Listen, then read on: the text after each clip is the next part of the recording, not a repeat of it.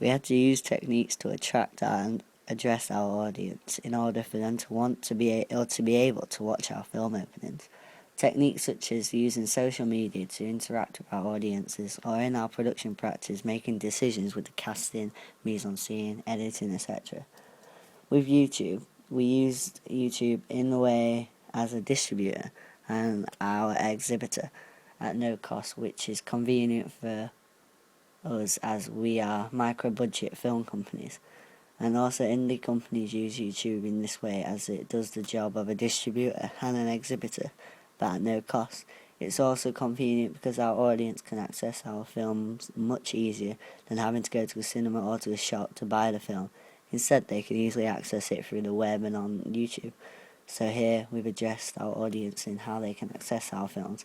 We were also capable of interacting with our audiences through this site as they were able to post comments on our films and give us instant feedback. Also, we had access to the social networking site Facebook, where we could address our target audience easily because our target audience was ages from 15 to 24. And we have hundreds of friends on Facebook, so when we post our film on this site, it has the ability to be watched by our target audience. Also, we can access instant feedback from our audiences. And in relation to our marketing techniques, to our audience, we released a teaser trailer which made to attract our audiences into wanting to watch the real film for when it was released. Also, we made a treatment and a poster which both advertised our film and were attempting to appeal to the target audience.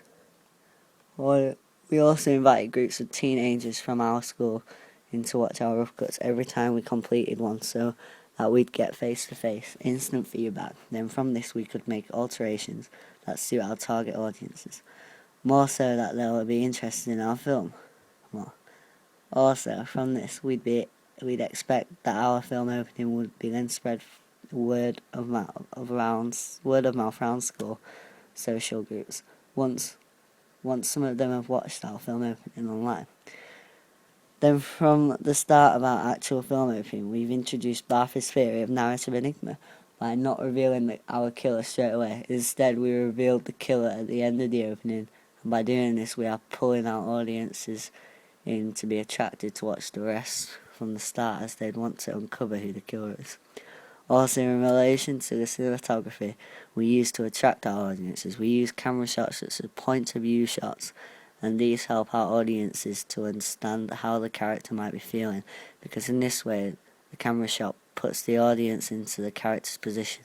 Then with our establishing shots we try to let the audience understand the time and setting, which would be hopefully allow them to relate to the character as well, because it's a normative neighbourhood and our characters are all of the teenage, around 17 to 18, so this will allow our audiences to relate more than if the characters were of an older age.